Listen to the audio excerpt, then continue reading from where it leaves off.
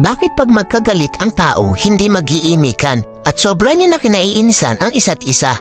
Hanggang sa hindi niya na namamalayan ang tagal niyo na palang hindi nagpapansinan. Bakit nga ba? Dahil ba sa sama ng loob o malin na gawa o dahil sa mataas na pride? Sa sobrang taas ng pride, nagpapakiramdaman kayo kung sino ang unang hihingi ng tawad. Paano kung pareho kayong ma-pride? E di habang buhay na kayong walang pansinan at mag-iinisan, di ba?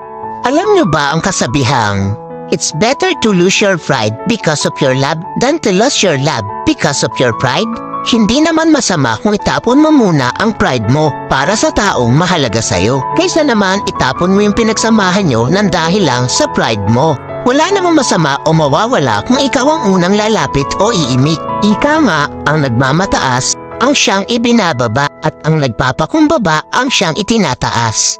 Kaya huwag ugaliin na magkimkim ng galit dahil ang galit ay basura lang sa ating puso at isipan.